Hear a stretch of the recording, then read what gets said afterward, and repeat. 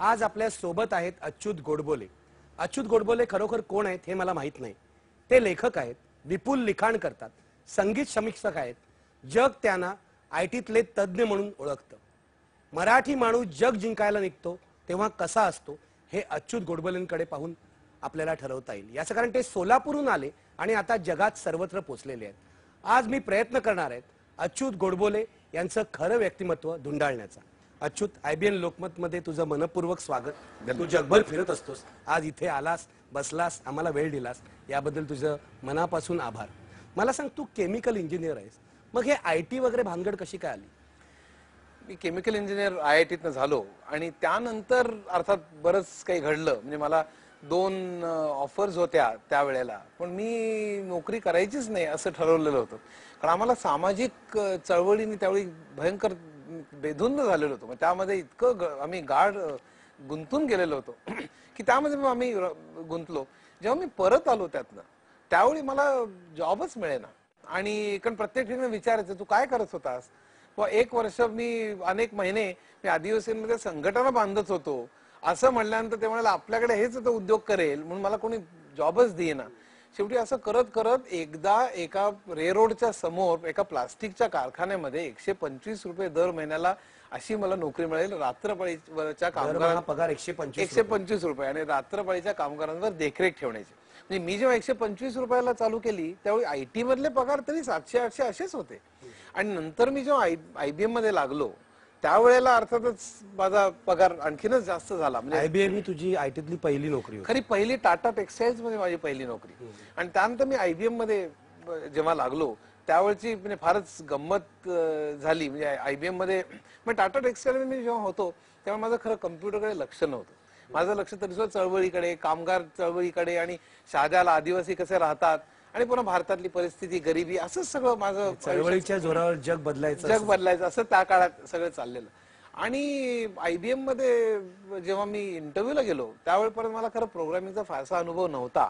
आणि पहिल्या इंटरव्ह्यूला मी गेलो त्यावेळेला चक्क लेंगावजा पॅन्ट घालून गेलो होतो. त्या पॅन्टवरती डाग होते, बुशर्ट बाहेर काढलेला, चपला घातलेला, अशा अवस्थेत मी इंटरव्ह्यू मध्ये गेलो. आणि तोपर्यंत माझं इंग्रजी वगैरे चांगलं होतं. म्हणजे IIT मध्ये मी इंग्रजी खूप, एका अपमानातनं मी घडत गेलेलो आहे बऱ्याचशा.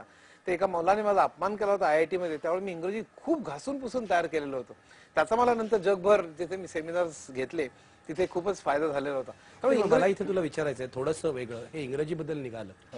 तू सोलापुरात होतास, तू म्हणतोस तुझं इंग्रजी चांगलं आहे आणि जगभर इंग्रजी सेमिनार्स मधून तू भाग घेतोस.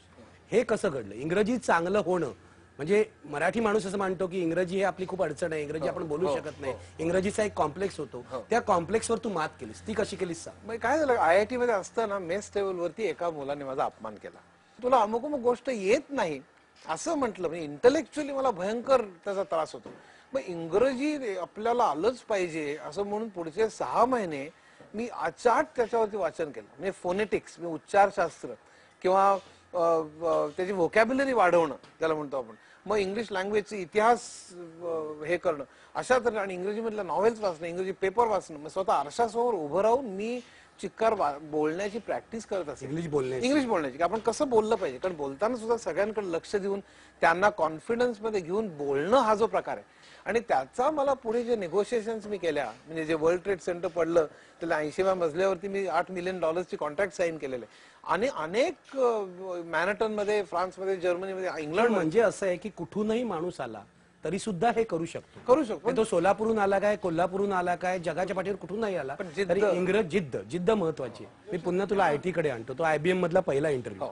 तर त्या इंटरव्ह्यू मध्ये मला त्यावेळेला ते म्हणजे इंग्रजी तुझं चांगलं आहे, तू IITतला दिसतोयस आणि बऱ्यापैकी बोलतोयस. त्यामुळे टेक्निकल सगळा माझा इंटरव्ह्यू झाला पहिल्या इंटरव्ह्यू मध्ये.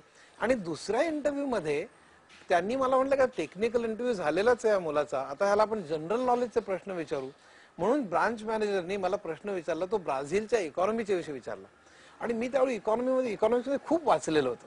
त्यामुळे ब्राझीलवरती मी साधारण 27 ते 30 मिनिटं बोललो. आणि शेवटी एवढा खुश झाला. शेवटी IBM मध्ये मी पहिली, आणि तिथून खरं म्हणजे माझं इन्फॉर्मेशन टेक्नॉलॉजीमध्ये माझा प्रवेश खऱ्या अर्थाने तिथे झाला. मला सांग, पहिल्या क्षणापासून IT, इन्फॉर्मेशन टेक्नॉलॉजी हे तुला फ्रेंडली वाटलं होतं का? म्हणजे खरं म्हणजे वाटलेलं नव्हतं. म्हणजे आश्चर्य वाटेल की, आणि त्यावेळी IT एवढं मोठं होईल असं कोणाच्या स्वप्नातही नव्हतं. ते कसं झालं तेही मी सांगेन, पण मुख्य म्हणजे असं की त्यावेळेला इन्फॉर्मेशन टेक्नॉलॉजीची मला भीती वाटायची. म्हणजे IBM मध्ये सुद्धा माझा ट्रेनिंग कोर्स झाला होता, त्यावेळी मला काहीही कळलं नव्हतं आणि मी अगोदर 1.5 वर्ष काढून सुद्धा, कारण लक्ष नव्हतंच त्याच्याकडे. पण त्यानंतर मला वाटलं आपल्याला येत नाहीये आणि एकदा मात्र पुन्हा त्याच जिद्दीने मी त्याच्या मागे लागलो. त्यातलं लॉजिक जे होतं पुन्हा इंग्लिशच्या बाबतीत जे केलं तेच तेच आयटीच्या बाबतीत झालं. आणि IBM मध्ये त्यानंतर त्या ठिकाणी एकदा बस प्रवासामध्ये एका माझ्या मित्राने, तो आता अमेरिकेत असतो, आणि त्यांनी मला एक लॉजिक काढून दिलं आणि त्या लॉजिकवर मी पहाटे 4 पर्यंत खूप विचार केला आणि नंतर लक्षात आलं की हे लॉजिक वापरलं तर आपल्या चुका होणार नाहीत. आणि मग मी 6,6 हजार लाईन्सच्या असेंब्ली लँग्वेजमध्ये प्रोग्राम्स लिहायचो आणि माझ्या कुठल्याच प्रोग्राम मध्ये कधीच चूक आढळायची नाही. आणि मी डेस्क चेकिंग ज्याला म्हणतो, चेकिंग मी इतकं थरो करायचो की माझ्या प्रोग्राममध्ये प्रॉब्लेम यायचाच नाही. तिथे मला पहिल्यांदा कॉन्फिडन्स निर्माण झाला. असं करत मी IBM मध्ये शिकलो. पण अच्युत, मला सांग, आमच्यासारख्या सामान्य माणसांना तू तज्ज्ञ आहेस आयटीतला हे माहिती आहे, तुझं जगभर नाव आहे हे माहिती आहे, तू अमेरिकेत जातोस, तू युरोपात जातोस, हे सगळं माहिती आहे. तू IT तज्ज्ञ म्हणून नेमकं काय करतोस हे माहित नाही, ते जरा आम्हाला समजावून सांग. म्हणजे काय, आता IT तज्ज्ञ मला का म्हणतात, हा 20-25 वर्ष मी CEO होतो. 5 कंपन्या खूप लहानाच्या मोठ्या झाल्या. म्हणजे पटनी, सिंटेल, L&T, अपार आणि दिशा या प्रत्येक कंपनी जगभर ऑफिसेस काढली. क्वालिटीने ते वरती गेलं, माणसांची संख्या अनेक पटीने वरती गेली, टर्नओव्हर वाढला, प्रॉफिटेबिलिटी वाढली जगभर वगैरे. हा एक भाग असेल. आणि दुसरा भाग त्यातला असा की मी टेक्निकल पुस्तकं लिहिली.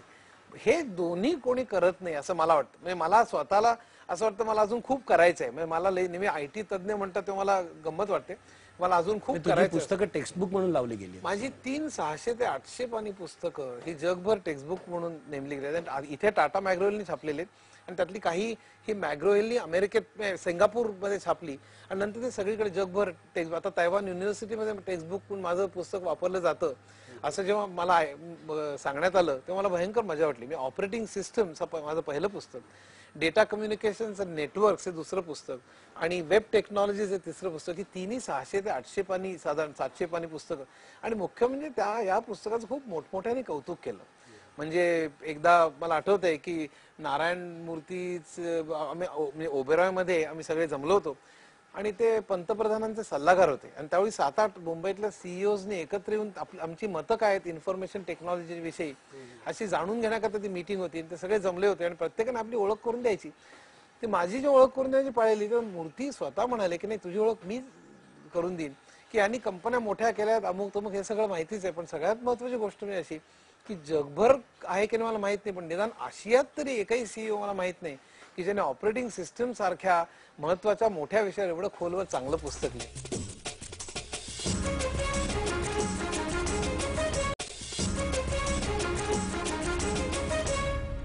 मला तुला असं विचारायचं, एकसारखं आपल्याकडे ही चर्चेचा विषय गेली 15-20 वर्ष आहेत, IT.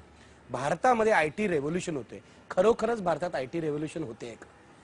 मला असं वाटतं 2 अंग आहेत. एक म्हणजे भारतामध्ये जे ऑन साईट म्हणजे आपले प्रोग्रामर्स तिकडे जाऊन जे काम करतात त्याला ऑन साईट म्हणतात. आणि ऑफशोर इथनं 80s मध्ये ऑन साईट खूप वाढलं आणि 90s मध्ये आणि आता ऑफशोरची सेंटर्स खूप वाढली. त्याला कारण बरीच आहेत. म्हणजे बिझनेस प्रोसेस रिइंजिनिअरिंगच्या नंतर इन्फॉर्मेशन टेक्नॉलॉजीचा वापर खूप जोरात चालू झाला अमेरिकेमध्ये. ग्लोबल कॉम्पिटिशन वाढलेली होती. त्याच वेळी आपण जाऊन पोहोचलो. पहिल्यांदा अविश्वास खूप होता, मग त्यांनी 2 माणसं नेली, 2ची 4 झाली. तो इतिहास खूप मोठा, मी त्याला साक्षी आहे. त्यावेळी आम्ही न्यूयॉर्कमध्ये मॅनहॅटनमध्ये बाहेर बर्फ पडत असताना आम्ही कस्टमरला सांगायचो की आमची मुलं चांगली आहेत, हो तुम्हाला गरज आहे, आमची मुलं घ्या, आम्ही पाठवायला तयार आहोत. तुम्ही बाहेर अमेरिकेत $70-80 देतात, आम्ही $40-50 आम्ही आमच्या खर्चाने अमेरिकेत आणू. आणि त्यावेळी ते म्हणायचे नाही हो, कोण कुठनं तुम्हाला कम्प्युटर तरी बघितला का तुम्ही, आम्हाला माहिती तुमच्याकडे साप आहेत, गारुडे आहेत आणि मग भारतामध्ये कम्प्युटर तरी आम्ही सांगतो आमच्याकडे IIT आहे. तर ते म्हणजे IITचा लॉंग फॉर्म काय. इतके आज मला IITचा एक अभिमान म्हणून सांगावंसं वाटतोय की 1 वर्ष 2 वर्षापूर्वी मी अमेरिकेत असताना CBS मध्ये एक 60 मिनिट्सचा प्रोग्राम असतो. त्या ठिकाणी कार्नेगी मेलन, स्टॅनफोर्ड, MIT सारखे बरेच तज्ज्ञ येऊन त्यांनी चक्क अक्षरशः मान झुकती करून सांगितलं की IIT is one of the best universities in the world.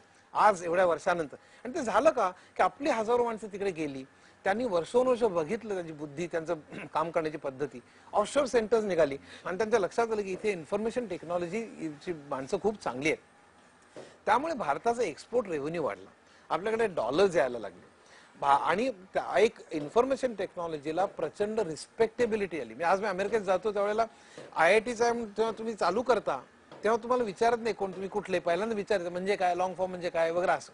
आता ऍक्सेप्टेबिलिटी आणि रिस्पेक्टेबिलिटी या बिझनेस मिळवून दिली, डॉलर्स मिळवून दिली, हा पॉझिटिव्ह भाग झाला. तो आपल्याला विसरता येणार नाही, तो फार महत्वाचा. पण त्यामुळे IT रेव्होल्युशन झाली का, तर IT रेव्होल्युशन झालेली नाही असं मला वाटतं. आणि IT रेव्होल्युशन न होण्याची कारण एक 4-5 मी थोडक्यात सांगतो.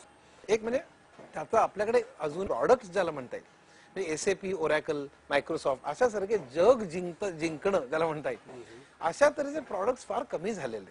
अजून आपण अमेरिकेच्या किंवा युरोपच्या तालावर तुम्ही आम्हाला सांगा आणि त्याप्रमाणे आम्ही कोडिंग, टेस्टिंग आणि मेंटेनन्स करतो.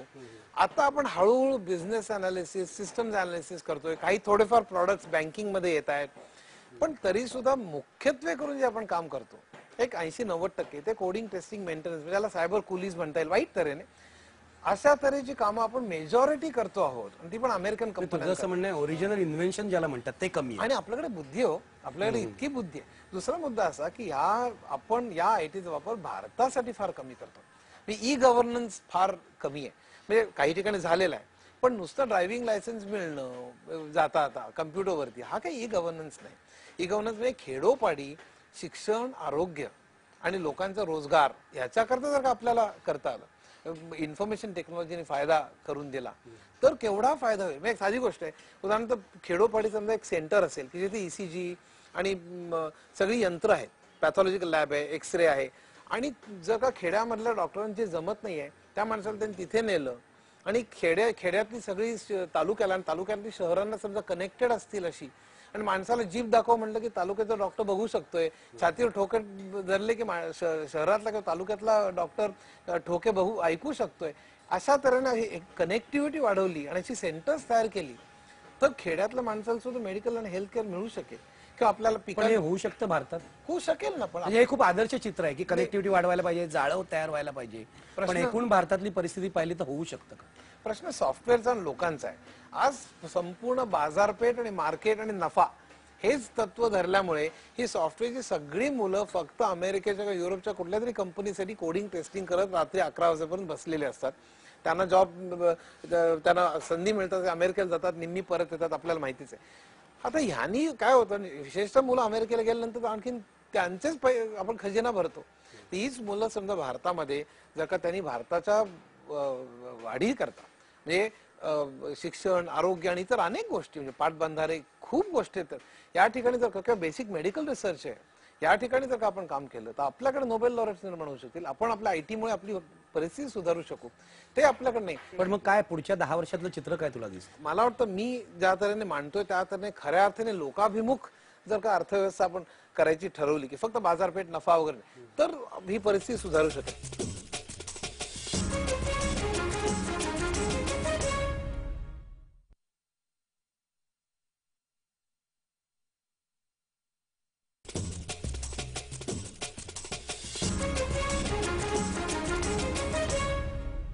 अच्युत, हे सगळं ITचं आत्ताचं तुझं म्हणजे वर्तमान आहे, वर्तमान काळ आहे तुझा. मी भूतकाळात जातो आता, म्हणजे जिथून तुझं सुरू झालं की सोलापुरात एका मध्यमवर्गीय कुटुंबामध्ये अच्युत गोडबोले नावाचा मुलगा जन्मला. आता अशा मध्यमवर्गीय कुटुंबामध्ये संस्कार असतात, संस्कृती असते, एक कल्चर असतं, परंतु अशा प्रकारे एकदम इंटरनॅशनल लेवलवर जाण्याची काही महत्वाकांक्षा नसते.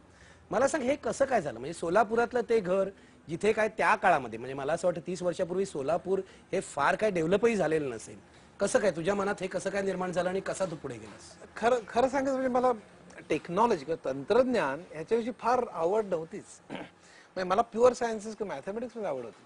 म्हणजे मी बाकी अकॅडमिक बोर्डात 16 आलो, युनिव्हर्सिटीत पहिला आलो, IITत 32 वगैरे, हा म्हणजे याचा करिअरचा भाग आपण सोडून देऊ. पण त्याचं एक दोन गमती सांगण्यासारखं, सोलापूर गाव खरं म्हणजे अगदी गावंढळ. म्हणजे आमच्या घरी सुद्धा लोअर मिडल क्लास अशाच ह्याच्यात आमची वाढ झाली. म्हणजे घर, चुलीवर स्वयंपाक, सारवलेलं घर, घरी डायनिंग टेबलचं नव्हतं, पंखाही नव्हता, रेफ्रिजरेटर नव्हतं वगैरे, टीव्ही तर त्याकडे नव्हताच. अशा प्रचंड गरिबी वगैरे नव्हती, पण संस्कार इतके छान आई वडिलांनी तर केलेच. पण त्याचबरोबर माझी बहीण सुलभा पिशवीकर आणि तिला शिकवायला येणारे पुजारी सर आणि ताई आमच्या श्रीराम पुजारी आणि माझ्या बहिणी सारखीच असलेली पुष्पा आगरकर, आमच्या घरामध्ये संगीत, साहित्य आणि चित्रकला म्हणजे संबंध कलेचंच वातावरण एवढं होतं. म्हणजे सगळे कवी यायचे म्हणजे करंदीकर, पाडगावकर, बापट आमच्या घरी आलेले, आमच्या घरी भीमसेन जोशी सारखे अनेक गायक आमच्या घरी आलेले. मी पुजारी सर आणि कुमार गंधर्व रात्री 3 पर्यंत गप्पा मारतोय, असं सगळं वातावरण असल्यावर म्हणजे मला माझ्या मनावर आणि सातत्याने काय की परीक्षेकरता अभ्यास करायचा नाही. मला परीक्षेचं फार म्हणजे आवडायचीच तरी तू बोर्डात 16वा आलास. लकीली म्हणा किंवा माझ्या ॲबिलिटी कुठल्याही कारणामुळे. पण पहिलीपासून ते IIT पर्यंत माझा गणितात एकही मार्क गेला नाही कुठल्याच परीक्षेत. पण मला मला हे कळत नाही की घरामध्ये संस्कार संगीताचे आणि तू गेलास IIT ला म्हणजे आणि गणित बरं, तर हे कसं काय, हे गणित कसं काय जमणार? नाही नाही त्याचं असं झालं की खरं मला जायचंच नाही. मला तू कलाकार कसा झाला? माझा विचार की तू गायक कलाकार आहे होणं हे स्वाभाविक होतं, घरातलं संस्कार होतं. अगदी अगदी खरं अगदी स्पष्ट त्याचं उत्तर द्यायचं म्हणजे मी माझ्यात क्रिएटिव्हिटी ज्याला म्हणतात ना ती स्वतःकडे आहे असं मला वाटत नाही. म्हणजे मी स्वतःचं इव्हॅल्युएशन जर का केलं आज सुद्धा लोक म्हणतात तुम्ही काय लिहिता, चांगलं लिहिता, मला खूप असे म्हणजे बरेच अलीकडे फॅन्स वगैरे पण झाले. पण मी त्यांना नेहमी सांगतो की मी एक इंटिग्रेटर आहे. म्हणजे माझा आता किमयागार बघा किंवा कुठली पुस्तक, मी एक 100 उत्कृष्ट पुस्तक उत्कृष्ट आणि ती शोधणं कसं मी जगभर कानाकोपऱ्यातनं शोधलेले ती आणि ती कशी शोधायची रेअरेस्ट ऑफ द रेअर अशी शोधून त्यातलं सगळ्यात उत्कृष्ट ऍसिम्युलेट करून ते स्वतः शिकून मी अतिशय चांगला विद्यार्थी आहे आणि कुठेही निर्लज्जासारखं शिकतो. ते शिकून घेऊन ते सोप्या भाषेत लोकांना कसं सांगता येईल ह्याचा मला वेळ म्हणजे तू चांगला इंटिग्रेटर आहेस आणि कम्युनिकेटर सुद्धा आहेस. असेल. पण मुख्य मी क्रिएटिव्हिटी ज्याला म्हणतात ना म्हणजे त्याला Edward de Bono lateral thinking म्हणतो, म्हणजे शून्यातनं निर्माण करणं हे मला अजून जमलेलं नाही आणि माझ्यातली कमतरता आहे असं मला नेहमीच वाटत आलेलं आहे. म्हणजे मला वाटतं स्वतःचं इव्हॅल्युएशन प्रत्येकाला करता आलं पाहिजे आणि मला माहिती होतं मी एक रसिक आहे. मात्र म्हणजे साहित्य, संगीत, चित्रकला आयुष्यातल्या अनेक अंगांमध्ये मी अतिशय बुडून गेलेलो आहे. म्हणजे गाण्यात तर मी अतोनात आणि वर्षोनवर्ष आणि तसंच साहित्यामध्ये आणि ते मला वाचताना अतिशय आनंद होतो. आयुष्याशी एक आपण जोडले गेलेलो आहेत असं वाटतं, मराठी इंग्रजी दोन्ही साहित्य. आणि ती आवड मला लहानपणी अशी या ठिकाणी लागली. त्यानंतर मला रँगलरच व्हायचं होतं कारण गणित चांगलं होतं आणि किंवा प्युअर सायन्सेस आणि युनिव्हर्सिटीचं मी पहिला आलो आणि गंमत मी जेव्हा बोर्डात आलो ना त्यावेळी सोलापूर गावचं कसं बघा त्यावेळेला वर्तमानपत्रात कुठे पहिल्या फ्रंट पेजवर तर सोडाच तेव्हा टीव्ही नव्हता त्यामुळे लगेच अभ्यास कसा केला वगैरे इंटरव्ह्यू वगैरे कोणीही विचारलं नाही. फोटो वगैरे काय आले? चौथ्या एका बाजूला वडील एका बाजूला आई, मुलाचे पापे घेत आहेत वगैरे असे काय फोटो आले? कोणी पापे घेतले नाही. चौथ्या पानावर एक 2 ओळीची बातमी आली, अच्युत गोडबोले हे बोर्डात आले. आता ते शेजारीच बातमी होती की बेगम पेठेत अमुक माणसाने अमुक माणसाला भोसकले. इतकं रस्त्याने जाताना कोणी कुत्रा विचारलं नाही मला, असं सगळं वातावरण. पण त्यावेळेला मी आई वडिलांना अभिमान होताच. युनिव्हर्सिटीत मी पहिला आलो, गणितात पण मला पहिलं प्राईज होतं. त्यावेळेला तुम्ही युनिव्हर्सिटीत पहिले आला तर IIT डायरेक्टली ऍडमिशन मिळायची, मला कोणी सांगितलंच नाही. त्यामुळे मी IIT एंट्रन्स माहितीच नव्हतं. सोलापूर अडाणी सगळं. मग एंट्रन्सला बसलो, मग IITत गेलो. IITत केमिकल इंजिनियर त्यावेळी फारच वरचा असल्यामुळे मी केमिकलला गेलो. पण पहिली 3 वर्ष बऱ्यापैकी मला चांगले मार्क्स पडायचे. पण 3 वर्षानंतर आमचा एक ग्रुप फॉर्म झाला आणि त्या ग्रुपमध्ये IIT, TIFR, BARC यातली अशी काही मुलं होती आणि त्या सगळ्यांचा एक 20-30 लोकांचा ग्रुप जमला. पण IIT, TIFR, BARC आणि टॉपर्स हो. कसं काय ग्रुप कसा काय फॉर्म? तो एका काही ठराविक एका सभेला आम्ही सगळे एकत्र होतो, मग मैत्री वाढत गेली, असं सगळं झालं. आणि ते टॉपर्स म्हणजे खरोखर म्हणजे अचाट होते. त्यावेळी मी पहिल्यांदा दंड करत जमिनीवर आलो. म्हणजे मला स्वतःला आपण फार हुशार आहोत, अगदी काय पहिलं आलो गणित आणि बोर्ड वगैरे असं वाटायचं. ते सगळं धुळीला मिळालं कारण हा IITत पहिला आलेला, हा बोर्डात पहिला आलेला, हा MIT ला उद्या लेक्चर द्यायला चाललेला आहे, हा अल्जिब्रामध्ये उद्या जर्मनीमध्ये पेपर वाचणार आहे. तो अजूनही भारतातला फार मोठा मॅथमॅटिशियन आहे, दाणी म्हणून बरं का. आमच्या IITला सुहास परांजपे म्हणजे ब्रिलियंट माणसं, मला इतका आदर म्हणजे ते बघून वाटायचं की आपण काहीच नाही. आणि तेव्हापासून मला माझी सगळी जी ध्येय होती कलेच्या बाबतीत किंवा विज्ञानाच्या बाबतीत किंवा इंजिनिअरिंगच्या बाबतीत किंवा सोशल ह्याच्या बाबतीत ती सगळी वर्ल्ड क्लास बनली. म्हणजे मला त्याचा फायदा असा झाला या सगळ्या गोष्टीचा की माणसं थोड्या ह्यानी जी हुरळून जातात.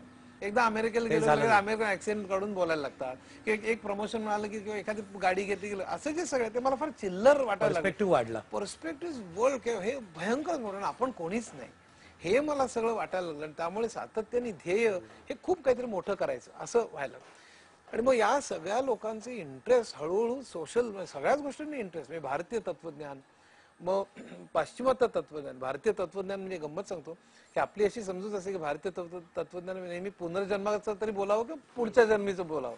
पण भारतीय तत्वज्ञानामध्ये इतक्या गोष्टी वस्तुनिष्ठ विज्ञाननिष्ठ सांगितलेल्या आहेत आणि त्यात चर्चा पण कशा चालायच्या, म्हणजे चारवाक मध्ये, लोकायत मध्ये, अमर्त्य. मला सांग, हा काळ कुठचा, वर्ष कुठचं? हे वर्ष होतं म्हणजे मी 67 to 72 IIT होतो, पण हा जो म्हणजे ज्याला रेनायसा म्हणतो माझ्या आयुष्यातला, तो 68 to 68. मला तेच विचारायचं, हा जो काळ आहे महाराष्ट्राच्या आणि देशाच्या आयुष्यातला, हो. 68 पासून साधारणपणे पुढे 75 पर्यंत इमर्जन्सी लागू होईपर्यंत, हा देशभरामध्ये सगळ्या चळवळींचा काळ होता. तर कदाचित तुम्ही सगळे जे सगळ्या वेगवेगळ्या TIFR IIT याच्यातले हुशार लोक होतात, त्याचा परिणाम तुमच्यावर झाला होता का? अगदी अगदी प्रश्नच नाही. म्हणजे त्यात आता तर मला वाटतं त्यात थोडासा रोमॅन्टिसिझम सुद्धा होता, पण आमच्यावर डाव्या चळवळीचा खूप परिणाम होता. आणि आम्हाला लक्षात आलं की ह्याच्यामध्ये आपल्याला काहीतरी केलं पाहिजे, आपल्याला भारत कुठे म्हणजे काय, भारतीय लोक कसे राहतात हे कळलं पाहिजे. मग आम्ही रात्र शाळा चालव, माटुंगा लेबर कॅम्पमध्ये जाऊन त्यांना त्यांच्या प्रश्न, धारावीमध्ये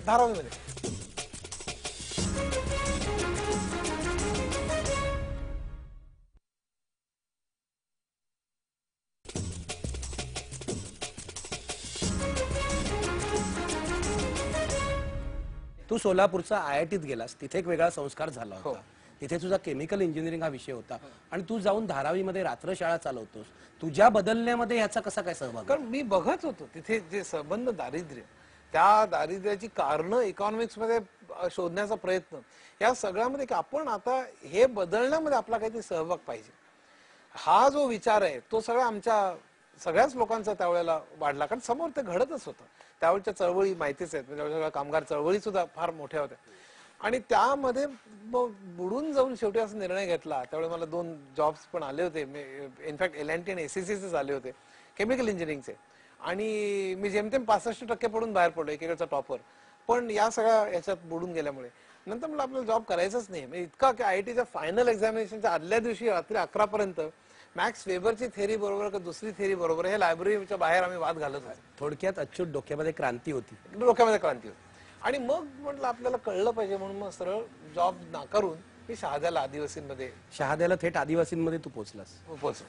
आणि तिथे मात्र जे काही महिने आम्ही राहिलो, त्यामध्ये जे बघितलं त्यांनी माझं आयुष्य आणखी. मला सांग, कुमार शिराळकर वगैरे त्याच काळामध्ये कुमार बरोबरच तू होता? कुमार शिराळकर होता, दीनानाथ मनोहर होता, सुहास परांजपे होता, माधव राहळकर होता, विजय कानेरे, विक्रम कानेरे, ही सगळी. आणि खरं सांगायचं, अगदी स्पष्ट सांगायचं म्हणजे ही या सगळ्या मंडळींची माझ्याविषयी माझ्यापेक्षाही जास्त कमिटमेंट होती. ही अतिशय चांगली, हुशार, डेडिकेटेड. काही बाबा आमट्यांकडून आलेली होती, सुहास वगैरे तिथं काय खूपच रॅडिकल आणि हुशार, प्रचंड, अशी सगळी मंडळी. म्हणजे लोक मला नेहमी म्हणतात की तुम्ही आदिवासींमध्ये खूप किती काम केलं वगैरे. मी नेहमी म्हणतो की माझ्या 10 पट त्यांनी काम केलं. आता ती चळवळ भयंकर पुढे जाऊ शकली नाही इतर अनेक कारणांमुळे. तू काय केलं शहाद्यामध्ये? काय शहाद्यामध्ये मग काय केलं होतं, मी ऑफिसमध्ये बऱ्याच वेळा असायचो, पण त्यानंतर अनेक खेड्यांमध्ये हिंडायचं. ती खेडी वाटून घेतली होती, मी कुडावत, मसावत, अनेक वेगवेगळी खेडी. त्या खेड्यांमध्ये जायचं, त्यांच्यामध्ये लोकशिक्षण करायचं. त्या आदिवासींमध्ये अन्याय एवढे होत होते, त्यांना कर्जबाजारी झालेले होते, आणि कर्जामध्ये बुडलेल्या आदिवासींवरती जमीनदार म्हणायचं आता कर्ज एवढं आहे तुझ्यावरती, आता याच्यावर 7/12 अंगठा कर आणि आता ही जमीन माझी झाली. इतकं सोपं होतं. अशा शिकार जमिनी त्यांच्या गेलेल्या होत्या. शिवाय मग बायकांवर रेप्स आणि इतर अशा अनेक गोष्टी होत्या. मग त्यांच्या लोकशिक्षणापासून, त्यांना आरोग्य, लोकशिक्षण हे शिकवण्यापासून त्यांना अन्यायाच्या विरुद्ध हे काय चाललेलं आहे, हे जे व्याजदर ते आकारतायत हे लिगल नाही आहे असं म्हणून आम्ही चक्क कलेक्टरकडे जायचो, अर्ज विनंती करायचो, त्यांना अर्ज लिहायला मदत करायचो, त्यांचं शिक्षण करायचो. त्यानंतर त्याला कोणी जुमानायचं नाही, ते जुमानल्यानंतर मग चळवळी करायचो, मोर्चे काढायचो. हे याच्यातच सगळं. मला सांग, मग शहाद्यामध्ये साधारणपणे 1 वर्ष घालवलं, कमी 1 वर्षापेक्षा कमी, काही 7-8 महिने असतील, ते घालवल्यावर तू परत का आलास? अगदी खरं, बाकी सगळे लोक तिकडेच राहिले. बाकी सगळे लोक राहिले. काही 2 वर्षांनी आले, काही 1 वर्षांनी आले, काही 5 वर्षांनी आले. पण मला स्वतः अगदी खरं सांगायचं काय झालं सांगतो.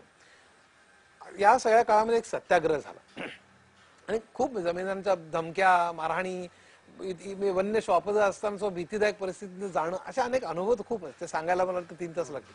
पण त्याचबरोबर एक सत्याग्रहामध्ये एक जमिनीचा तुकडा होता, आणि त्या तुकड्यामध्ये आम्ही सांगितलं की जमीन वाटून द्या आदिवासींना.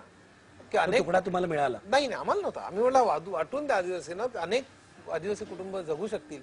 तर ते म्हणले हे फॉरेस्ट डिपार्टमेंटमध्ये ह्याची इथे झाडं वाढतील, त्यामुळे आम्ही हा काही तुकडा देणार नाही. त्या तुकड्यात फक्त गवत होतं.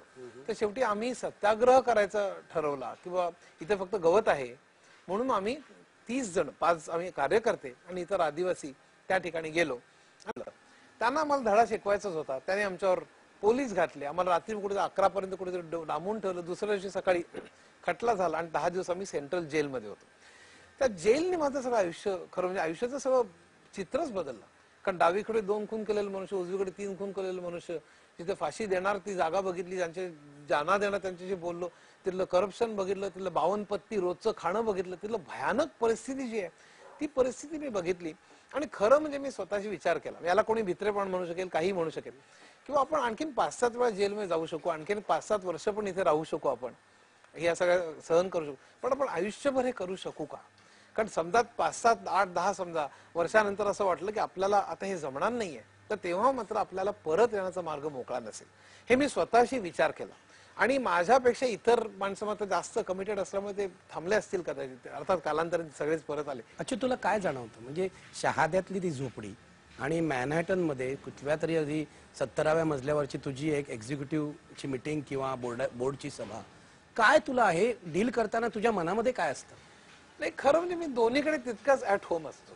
ऍट होम ठीक आहे, पण काय जाणवतं ही जी तफावत आहे, ही जी अजूनही आहे ना तफावत. मला स्वतःला आजच्या परिस्थितीच्या विषयी असंच वाटतं की आज आपल्याकडे जो चमको प्रकार चाललेला आहे, आज आता स्वतः मी आयटी सीईओ 20-25 वर्ष राहिलो, सीईओचा पगार दर वर्षाला 1 कोटी 2 कोटी वाटेल ते, पण त्यामुळे माझ्या स्वतःची उन्नती झाली आहे इन्फॉर्मेशन टेक्नॉलॉजीमध्ये. पण मला स्वतःला असं वाटतं की अजून सामान्यातल्या सामान्य माणसाची प्रगती झालेली नाही. एवढंच कशाला, अमेरिकेमध्ये सुद्धा लोअर मोस्ट 60% लोकांचं रिअल इन्कम वाढलेलं नाही. बिल गेट झाला, हे झाला, ते झालं. आणि आपल्याकडल्या सगळ्या जर्नलिस्ट पासून, लेखकांपासून सगळ्या लोकांना चमको, मॉल झाले, हे झाले, याच्याकडे किती संपत्ती आहे, याच्याकडे म्हणजे मला नारायण मूर्ती मोठे वाटतात की फक्त संपत्तीमुळे नाही, तो माणूस म्हणून मोठा आहे आणि तो टेक्निकली फार चांगला माणूस आहे म्हणून मला मोठे वाटतं. पण आजकाल लोकांना नुसतं तो जगातला 4था मोठा मनुष्य, 5वा सुपर पॉवर. आणि पण तू आता एक अत्यंत महत्वाचं विधान केलंस, म्हणजे ते मला समजून घ्यायचंय. तू म्हणालास अमेरिकेत सुद्धा 60% लोकांची परिस्थिती सुधारलेली नाहीये. तळातला 1970 ते आतापर्यंत रिअल इन्कम वाढलेलं नाहीये, हे सगळ्यात महत्वाचं आहे. आणि आपल्याकडे तर आणखी अर्जुन सेनगुप्तांचा रिपोर्ट आपल्याला माहिती आहे की 77% लोक अजून दर माणशी 20 रुपयाच्या खाली राहतात. माझ्यामध्ये लाजिरवाणी गोष्ट आहे. एका बाजूला आयटी आणि सुपर पॉवर, तर सगळ्यांची जेव्हा परिस्थिती सुधारेल, आणि अमर्त्य सेन म्हणतात तसं म्हणजे शिक्षण, आरोग्य ह्याच्याकडे जेव्हा आपण लक्ष देऊ आणि प्रत्येकाला रोजगार हमी, शिक्षण, आरोग्य नक्की खात्री होईल की माणूस जनावरासारखं जगणार नाही. मग एकाकडे सायकल आहे, एकाकडे मर्सिडीज आहे, एकाकडे 2 खोल्यांची जागा आहे, एकाकडे बंगला आहे. तुझं चालेल, विषमता कमी झाल्याशिवाय काही होणार नाही. मला विषमता चालेल खरं म्हणजे, बरं का, मला विषमते का. पण मला सांग, एक काळ होता जेव्हा तुझ्यासारखे लोक असतील, तुझी पिढी, माझ्या आधीची पिढी किंवा माझी पिढी असं मानत होते की एक दिवस ही विषमता नष्ट होईल. आज मला असं वाटतं की जगामध्ये विषमता पूर्णपणे नष्ट होणं कधीच शक्य नाही. त्यासाठी प्रयत्न करायला हवे, पण ही विषमता राहून सुद्धा आपल्याला एक बरं जग नाही का निर्माण? अगदी 100% म्हणजे पर्यायी जग शक्य आहे याच्यावर माझा विश्वास आहे. आज आपल्याला ते सांगण्यात येते, ते म्हणजे त्याला टीना म्हणतात, there is no alternative. Margaret Thatcher आणि रेगननी ते पॉप्युलर केले आणि आज पोपटपंची करत लोक, आता शक्यच नाही, आता जग आहे, आपण बदलणार कसं? तर माझ्यामध्ये चूक आहे. आत्ताचं जे डेव्हलपमेंटचं जे मॉडेल आहे ना आपलं, ते म्हणजे heavy concentration of heavy industries, प्रचंड पोल्युशन वाढवणाऱ्या, प्रचंड एनर्जी इनएफिशियंट, म्हणजे 2 मॉडेल. एक गांधीजींचा चरखा, ज्याला एनर्जी लागतच नाही, हाताचीच पॉवर, त्या एम्प्लॉयमेंट ओरिएंटेड, एनर्जी एफिशियंट, आणि पण त्यामुळे प्रॉडक्टिव्हिटी कमी. आणि दुसरं भयंकर कॉन्सन्ट्रेशन एनर्जीचं, प्रचंड कॉन्सन्ट्रेशन पोल्युशनचं आणि इंडस्ट्रीचं, ऑटोमेशन भयंकर, त्यामुळे एम्प्लॉयमेंट भयंकर कमी.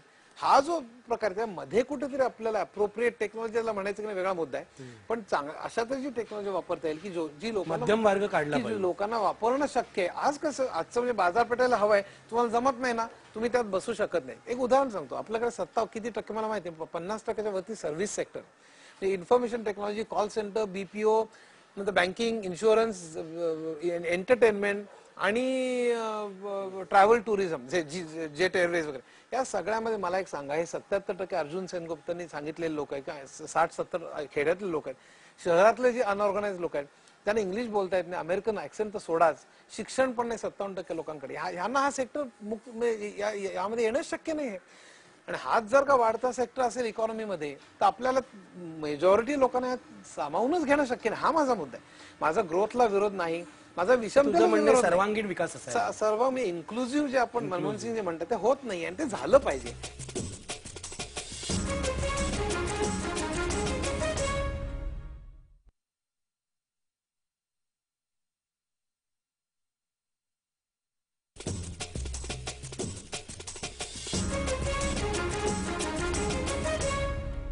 मला तुझ्या खाजगी आयुष्याकडे यायचं. तुझ्या खाजगी आयुष्याकडे पाहताना असं वाटतं की एका बाजूला तू शहादा अनुभवलंस, जेलमध्ये गेलास, दुसऱ्या बाजूला तू जगातल्या मोठ्या कंपन्यांचा सीईओ होतास. म्हणजे पण त्याचबरोबर तुझं खाजगी आयुष्य तुझ्या मुलांनी, निहारनी बदलून टाकलं.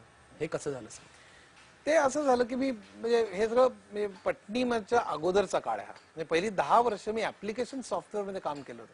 पण कम्प्युटरमध्ये 2 भाग असतात, एक सिस्टम सॉफ्टवेअर, दुसरा ऍप्लिकेशन सॉफ्टवेअर. आणि मी कम्प्युटर सायन्स की केलेलं नव्हतं. मी खरं केमिकल इंजिनिअरिंग कसं केलं मी सांगितलं. आणि पटनीत जेव्हा मी लागलो तर नारायण मूर्तीने पटनी सोडून इन्फोसिस चालू केली, त्याच खुर्चीवर मी बसलो काही दिवसातच. म्हणजे इनफॅक्ट त्यांना अच्छा, नारायण मूर्तींच्या जागेवरच तू त्याच बसलास? खुर्चीवर काही दिवसात. तर मला ऍप्लिकेशन सॉफ्टवेअर येत होतं पण सिस्टम सॉफ्टवेअर येत नव्हतं. आणि पटनीमध्ये 80% काम सिस्टम सॉफ्टवेअरचं होतं. आणि मला ते काही जमेना. आणि तेच जमेना म्हणल्यानंतर पुन्हा तसंच म्हणजे इंग्लिशचं झालं, मॅन्युफॅक्चरिंग झालं, अकाउंटिंगचं झालं, तसंच चौथा हा एक चॅलेंज उभा राहिला. पण हा सगळ्यात मोठा चॅलेंज होता. कारण 6-6 वर्ष फुल टाइम ज्यांनी केलं ते मला काही दिवसात करायचं होतं. आणि मी त्यांना असं सांगू शकत नव्हतं, बाबा मला 2-3 वर्ष द्या, मी शिकून येतो आणि पुन्हा तुमचा मॅनेजर होतो, असं काही मला सांगता येणं शक्य नव्हतं. आणि त्याच वेळेला माझ्या मुलाला ऑटिझम झाला हे लक्षात आलं. म्हणजे मला एका बाजूला कळत होतं की आपल्याला हा जॉब सोडावा लागतोय आता. आणि हा जर का सोडावा, जॉब सोडण्यास मला दुःख नव्हतं, पण मला नामुष्की नाही, पुन्हा तोच की मला हे येत नाही म्हणून सोडणं हे मला शक्य नव्हतं. आणि त्यावेळेला मुलाला ऑटिझम झाला हे लक्षात आलं. ऑटिझम म्हणजे स्वतःत गुंतणं, ऑटो म्हणजे सेल्फ. आणि मग त्याच्यावर रेन मॅन नावाचा सिनेमा आला होता की ती मुलं स्वतःत एवढी गुंतलेली असतात. ह्या ब्रेन डॅमेजची एक केस असते. 1943 साली डॉक्टर कॅनरने पहिल्यांदा शोधून काढलं, त्याची 9 लक्षणं मांडली वगैरे. ती मुलं स्वतः गुंतलेली असतात, ते स्वतः इकडनं तिकडे सारखी फिरतात, ते हायपर ऍक्टिव्ह असतात, त्यात अटेन्शन डेफिसिट असतं ते वगैरे. आणि ते जेव्हा मला लक्षात आलं, आणि त्या वेळेला खरं म्हणजे मला सगळी व्यसनं होती, म्हणजे सिगरेट, ड्रिंक, सगळी व्यसनं आणि पुरेपूर भरपूर होती की त्यात मी बुडून गेलेलो होतो. पण त्यावेळी निहारचा हा प्रश्न आला. आणि मग निहारचा प्रश्न आल्यानंतर मी डॉक्टर राजेंद्र बर्व्यांना विचारलं. ते म्हणलं मला ऑटिझम आहे असं वाटतंय. मला काय वाटलं ऑटिझम 2-4 गोळ्या घेऊन तो जाईल. आणि त्याच वेळी आनंद नाडकर्णीची कन्सल्टिंग रूम शेजारीच होती. त्याला येता येता विचारलं, त्याला सांगितलं नाही मी माझ्या मुलाविषयी, मी निहारच्या विषयी मी बोलतोय म्हणून, की अरे ऑटिझम म्हणजे काय. तर तो म्हणाला, अरे ही मुलं सोशिएबल नसतात, ही एज्युकेबल नसतात, ह्यांना ही खूप हेल्प द्यावी लागते, सपोर्ट द्यावा लागतो. एक एक वाक्य ऐकता ऐकता माझ्या छातीवर घाव होत होते. ते घरी जाता पूर्ण रडतच आम्ही गेलो, मी आणि माझी बायको शोभा. आणि त्यानंतर 8 दिवस संपूर्ण रडण्यात काढले. मी ब्रिटिश काउन्सिलमधली 20 पुस्तकं वाचली, ऑटिझमवरती उपाय नाही ते मला लक्षात आलं. आणि त्यावेळेला मात्र नंतर मी बँक बॅलन्स बघितला, 120 रुपये होतं 10 वर्षानंतर. कारण सगळे पैसे असे लोकांना देण्यामध्ये, कुठे पुस्तकांमध्ये, कुठे म्युझिकमध्ये किंवा व्यसनांमध्ये असे गेलेले. उद्याचं उद्या बघू असं आयुष्य काढलेलं. त्यावेळी मला लक्षात आलं की आपल्याला काय म्हणून आपण ओळखले जाणार आहोत. की उद्या आपण समजा एक निहारचे फक्त बिचारा निहार, मला अशी कीव केलेलं आवडत नाही, बिचारा निहार आणि त्याचे वडील असे आपण ओळखले जाणार आहोत. काही हानी काहीतरी असं केलंय आणि कंपन्या घडवल्या आणि इतकं लिहिलं, अमुक केलं तमुक केलं असं, आणि एवढं घरात प्रश्न असून सुद्धा असं झालं, असं आपण ओळखले जाणार आहोत. आणि त्यावेळी विचार आला की पहिल्या तऱ्हेने मला ओळखलं जाण्याची मुळीच हौस नव्हती, कारण मला कीव केलेली कोणीच आवडत नाही. आणि मग मात्र मी रात्रभर एजारा घातल्या. सकाळी 8 ते 8-10 मिनिटं मला भयंकर त्रास झाला, कारण ती व्यसनं सगळी, मी 30 सिगरेट, अर्धी बाटली, असं भयंकर होतं. सगळी व्यसनं एका क्षणात सोडली. आणि त्यानंतर मी गेली 20 वर्षाच्या वरती मी कशालाच हात लावलेला नाही. आणि त्यावेळी माझ्या बायकोने मात्र खूप मदत केली, मला खूप प्रोत्साहन दिलं की तू काहीतरी घडून दाखवलं पाहिजे. आणि त्या सगळ्यामध्ये मात्र नंतर मी पहाटे 2ला उठायचो, ते 2 ते सकाळी 9 पर्यंत वाचायचो. 9ला ऑफिसला जायचो, 5 वाजता परत यायचो, 5 ते 9 पुन्हा वाचायचो, जेवायचो, 9 ते 2 झोपायचो. असं मी 6 मिनिट सारखं हे पुस्तक वाचतात ना, ते वाचते जिद्द, मी त्याला अर्थच नाही. तो काळ ज्यांनी बघितलाय ते म्हणतात की याला अर्थच नाही. त्यातून मी जो उभा राहिलो, मग मी डिस्कशन मध्ये त्यांचा भाग घ्यायला लागलो, मग मी त्यांच्या प्रोजेक्टमध्ये भाग घ्यायला लागलो. आणि बाकी माझं बोलणं आणि इतर बऱ्यापैकी असल्यामुळे लोकांचं मग खूपच आदर वाढला त्या ठिकाणी. मला खूप तिथल्या लोकांनी मदत केली. म्हणजे सतीश जोशी, विजय खरे, अजूनही तिथे पट्टीमध्ये खूप मोठी माणसं आहेत, ती फार चांगली, म्हणजे त्या सगळ्यांनी मला खूप मदत केली. आणि मग मी कंपनी घडवण्याच्या मागे लागलो. मग मी ती 20ची मला वाटतं 1000 पर्यंत, किती मला लक्षात नाही, मोठी करण्यापर्यंत मी पटनीमध्ये होतो. मग मी जगभर, मग मी अमेरिकेमध्ये जायला लागलो. तिथे मी मार्केटिंग करण्याचा बराच प्रयत्न केला. पण हे सगळं करताना तू निहारसाठी काय केलं, शाळा काढलीस, ते कसं काय? मी शाळा निहार करता काढली नाही. खरं काय झालं की त्यावेळेला मी माझ्या सान्निध्यामध्ये रवी मालदे आणि सुहास मालदे हे एक कपल माझ्या ओळखीचं झालं आणि त्यांनी मला खूपच प्रोत्साहन दिलं की अरे मग अशी आपण शाळा काढूया. ते सोशली ओरिएंटेड खूपच होते आणि इतरही माझे ऑटिझमशी संबंधित ऑटिझमशी संबंधात त्यांना ऑटिझम त्यांनी वाचलं होतं माझ्याकडनंच, त्यांना कळलं खरं म्हणजे. आणि माझे इतर खूप जवळचे जे म्हणजे मित्र असे म्हणजे प्रदीप कुलकर्णी नावाचा आहे, नंदू कोल्हटकर, म्हणजे घरच्या सारखेच, म्हणजे त्यांनी इतकं प्रोत्साहन दिलं सगळं करण्याकरता. माझ्या प्रत्येक प्रोजेक्टमध्ये त्यांनी खरं म्हणजे माझ्या एक भागच आहे ते. पण रवी आणि सुहास मालदेनी ते खूप मनावर घेतलं आणि मग आम्ही फंड जमा करायला सुरुवात केली. त्याची गोष्ट तर फारच मोठी आहे. म्हणजे सुहास मालदेने आता त्याच्यावर एक पुस्तकही लिहिलं आहे. शाळा कुठे अंधेरीला? की अंधेरीला एक शाळा आहे आणि ती खूप कष्टात खूप आम्हाला संकट आलं की महाराष्ट्रातली पहिली शाळा अंधेरीतली. किती साली काढली ती? ती मला वाटतं खरी काय आहे की ती शाळा काढली खरी पहिल्यांदा गोरेगावला का जोगेश्वरीला पहिल्यांदा ती शाळा सुरू झाली वेगळ्या नावाखाली. मग ती इथे झाली बऱ्याच वर्षांपूर्वी झाली. मला वाटतं म्हणजे अंधेरीला येऊन आता 5-7 वर्ष झालेली असतील. पण त्या शाळेसाठी घेतलेले कष्ट ते खरे सुहास. पण त्यापूर्वी महाराष्ट्रात अशा मुलांसाठी, अशा तऱ्हे ऑटिस्टिक मुलांसाठी शाळाच नव्हती. मग नंतर चालू झाल्या. महाराष्ट्रात नव्हती, भारतात होत्या, पण महाराष्ट्रात यांची पहिलीच शाळा. आणि त्याचं नंतर काम करण्याचं श्रेय ते अर्थात सुहासकडे आहे. पण आम्ही सगळ्यांनी मध्ये शाळा चालू केली. त्या ऑटिस्टिक मुलांवरच्या पेरेंट्सवरती जे काही गदा येते की आता आपल्या मुलांचं होणार काय पुढे आणि आपल्यानंतर काय, म्हणजे खरं माझं एम जे आहे पुढे की अशा मुलांकरता एक रेसिडेन्शियल स्कूल काढायचं. त्याकरता आता काही कोटी रुपये लागतील. त्यामध्ये अर्थात मी आता या शाळेत किती मुलं आहेत? आता 40 मुलं आहेत. आता त्यांची एक 100 होतील असे एक आशियाना त्याचं नाव आहे आणि 101 मुलं होण्याच्या वाटचालीवर आम्ही आहोत. पण अशा शाळा महाराष्ट्रात सगळीकडे निघाव्यात असा आमचा प्रयत्न चालू आहे आणि त्यासाठी आता सगळं काम सध्या जे चालू आहे ते त्या दिशेने सध्या चालू आहे.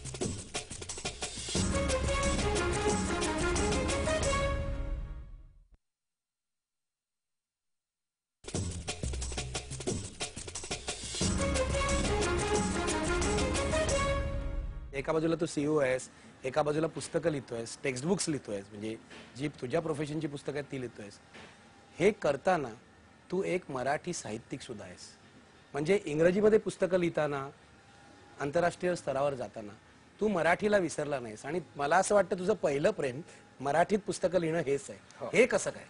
मला काय वाटलं की मी जगभर म्हणजे स्पेशली मॅनहॅटन मध्ये स्टँड नावाचं एक सेकंड हँड पुस्तकाचं दुकान आहे, ते सगळ्यात मोठं आहे. तिथे मी दिवसेंदिवस बसत असे. तिथनं पुस्तकं शेकडो मी विकत आणली, ह्युस्टनहून आणली, लंडनहून आणली. हे सगळे माझ्याकडे 4000 पुस्तकं आहेत स्वतःची. आता हे जे ज्ञान मी सगळी वाचलेले आहेत अर्थातच, पण ते एका ध्येयाने आणलेले की आपल्याला अनेक विषयांमध्ये मराठीमध्ये मला विषय आलेले नाही, इंग्रजीत सहज मला लिहिता येईल. म्हणजे इंग्रजी बऱ्यापैकी असल्यामुळे. आणि मला कित्येक लोक म्हणतात तुम्ही इंग्रजीत का नाही लिहिलं, पण मी मुद्दामून मराठीतनं लिहितो. आणि मी जाहीर बोललेलो याच्याविषयी की मी आता ह्याच्यापुढे मराठीत, कारण हे जे ज्ञान आहे विज्ञानाविषयी मी लिहिलेलं आहे ते किमयागार तर माझं भयंकरच प्रेम असलेलं पुस्तक आहे. ते 6 एडिशन, 5-6 एडिशन 14 महिन्यात. पण नादवेद गाण्यावरती, बोर्डरूम हे मॅनेजमेंटवरती, संगणक कम्प्युटरवरती आणि आता अर्थात इकॉनॉमिक्स वरती, झपूर्झा हे लिटरेचर वरती, या सगळ्या आणि आणखी माझे 10 प्रोजेक्ट्स आहेत मॅडम. तुझ्या प्रत्येक पुस्तकाचा विषय वेगळा आहे. विषय वेगळा आहे आणि त्या विषयामध्ये कधी वेगळ्या तऱ्हेने लिहिणं. नेहमी ज्याला डिफरन्शिएटर म्हणतो आपण मॅनेजमेंटमध्ये, आपण इतरांनी केलेलं तेच लिहिलं तर काय मजा आहे त्याच्यात. ते वेगळा विषय घेऊन तो वेगळ्या तऱ्हेने मांडणं. आणि मला वेळ कशाचा आहे, एखादा विषय स्वतः शिकणं. म्हणजे मी निर्लज्ज विद्यार्थी आहे आणि अतिशय सोप्या भाषेत सगळ्यांना समजेल. निर्लज्ज का शब्द वापरला? चांगला विद्यार्थी नाही, मग निर्लज्ज म्हणजे मी माझ्या उदाहरणार्थ लार्सन टोब्रो असताना मी अमेरिकेहून गेल्या रात्री आलेलो असायचो. दुसऱ्या सकाळी मी टेबलावर जाऊन प्रोग्रामरच्या तिथे टेबलावर बसायचो आणि म्हणायचं जावा प्रोग्रामिंग असं असं कसं होतं रे, तू मला सांग. आता सीईओने प्रोग्रामरला विचारणं निर्लज्ज आजकाल समजलं जातं. म्हणून मला लाज नाही. थोडक्यात निर्लज्ज मी चांगल्या अर्थाने म्हणतोय, मला शिकण्याची लाज नाही आणि जिद्दीने मी काही करू शकतो. मला सांग, ही मराठी पुस्तकं एवढी लिहिलीस, इंग्लिशमध्ये लिहिलंस, स्वतःच्या भाषेत, मातृभाषेमध्ये लिहिणं आणि इंग्रजीमध्ये लिहिणं यात काय फरक आहे? मला इंग्रजीत मी अर्थात माझी 600-700 ही जी पुस्तकं आहेत ही टेक्स्टबुक आहे, ही टेक्निकल आहेत. इंग्रजीत सुद्धा मी नॉन टेक्निकल असं लिखाण बरंच केलं, पण पुस्तकं नाही त्याची. पण मला स्वतःला लिहायला मराठी आवडतं. मला फार जवळची वाटते मराठी, कारण आपण आपल्या लोकांशी त्यातनं नातं साधतो असं मला सारखं वाटतं. आणि त्यामुळे आपण काहीतरी देतोय, गिव्हिंग बॅक ज्याला म्हणता येईल. आणि एक एज्युकेशन व्हावं लोकांचं. म्हणजे बाकी सामाजिक आता ऑटिस्टिक शाळा किंवा इतरही सामाजिक माझं बरंच चाललेलं असतं, पण त्याच्यापेक्षा लिखाणाने आपण लोकांना एक सुशिक्षित करणं, म्हणजे इकॉनॉमिक्स असेल अनेक 10 विषयांमध्ये याकडे माझं एक तो किमयागारमध्ये हे लिहिण्याचं एकमेव कारण नुसतं रंजक एक पुस्तक घेऊन लोकांनी बाना डोलवाय बाबा काय छान मजा वाटली. चक्क मला एक ध्यास असा आहे की गेल्या 80 वर्षात भारतामध्ये एकही नोबेल लॉरेट होऊ नये. की अमेरिकेमध्ये एवढं काय भयंकर आहे, आपल्यामध्ये एवढी बुद्धी आहे, आपण अमेरिकेमध्ये इंटेलमध्ये आमची मुलं गेली, IBM मध्ये गेली, त्याचा काय अभिमान वाटतो आपल्याला. आपल्याकडे एवढे चांगले वैज्ञानिक का निर्माण होऊ शकत नाहीत, ह्याचं मला फार वाईट वाटलं. आणि माझ्या किमयागारच्या प्रास्ताविकात आणि शेवटला जो धडा नाही रे उजाडत, तो आता 10वीला धडा म्हणून लागलेला आहे, यामध्ये मी आक्रोश केलेला आहे याच्याविषयी. मला साधारण 100 फोन आलेले आहेत त्याच्यावरती. किमयागारचे फोन तर हजारो आले, पण फोन असे आलेले आहेत की SMS की ईमेल की आमची मुलं इंजिनियर किंवा डॉक्टर व्हायचं. मला आता एक 6 महिने ते वर्षभरात मी आता अजूनही बऱ्याच कंपन्यांच्या स्ट्रॅटेजिक ऍडवाइस देतो. अमेरिकेत एक कंपनी 300 मिलियनची एक सिएटलला आहे, त्यांना स्ट्रॅटेजिक इथे ऑफशोर सेंटर्स उघडण्याकरता मी मदत करतो, बराच काळ घालवतो, पुणे, बंगलोर, मुंबई, अमेरिका. पण आता हे सगळं कमी करून मला 6 महिने ते वर्षभरात, कारण त्याला माझा वेळ जातो. म्हणजे अमेरिकेला जायचं म्हटलं की ते 28 तास घालवणं माझ्या जीवावर येतं पहिल्यांदा. तर तो सगळा वेळ मी खर्ची करून पुढचे 10 ते 12 माझे प्रोजेक्ट्स आहेत मराठीत पुस्तकं लिहिण्याचे. मराठीत लिहिणार पुस्तक आणि मराठीतूनच. पण अच्युत, मराठीत लेखकाला पैसे नाही मिळत. मला ठीक आहे, सध्या पैशाला करता मी लिहित नाहीये.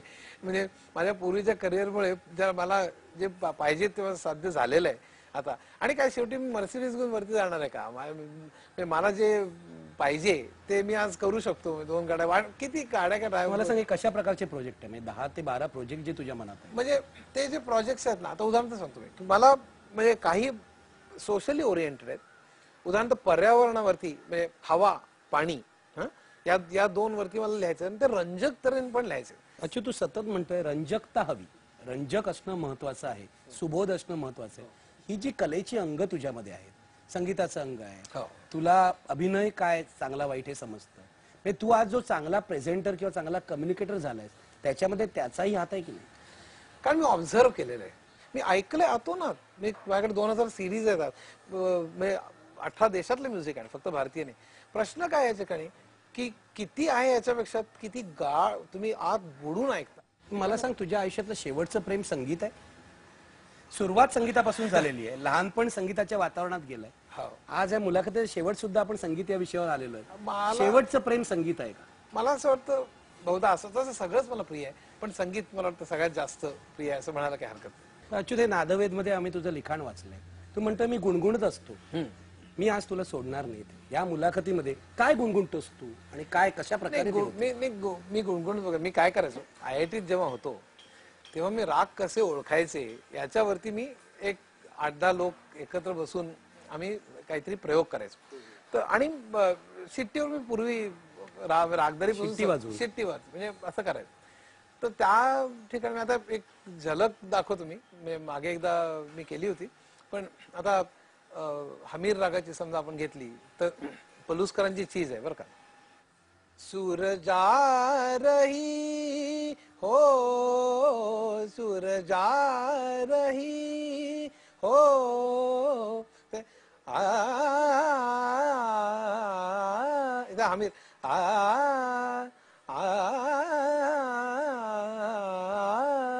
सुर की गति में क्या जानू, अलग आहे हमीर. असं आम्ही एक भजन करना जानू, सुर की गति में क्या जानू, मधुबन में राधिका ना, असं म्हणून ते रागदारीतले ते संबंध दाखवायचे, असं करायचं. पण शिट्टी पण जाता आता असं, आता यमन मधलं समजा घ्यायचं झालं तर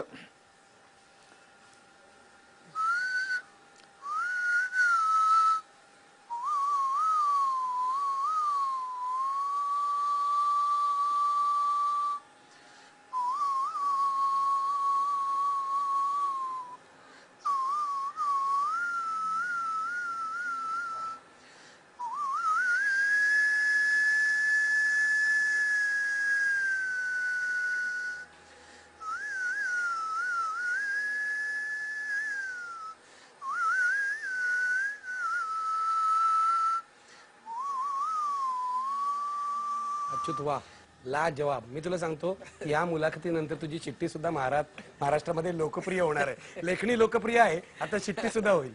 अच्युत मला शेवटी तुला विचारायचं आहे की हे सगळं हे एका बाजूला काम, लेखन, संगीताचं वेड, सगळं हे जे तुझं अष्टपैलू बहुरंगी असं जे व्यक्तिमत्व आहे, मला असं वाटतं त्यामुळेच तू तरुण राहिलेला आहेस, पूर्णपणे तरुण आहेस. पण मला सांग की शेवटी की महाराष्ट्रातले जे तरुण आहेत, मराठी जे तरुण आहेत, त्यांच्यासाठी तू काय सांगशील?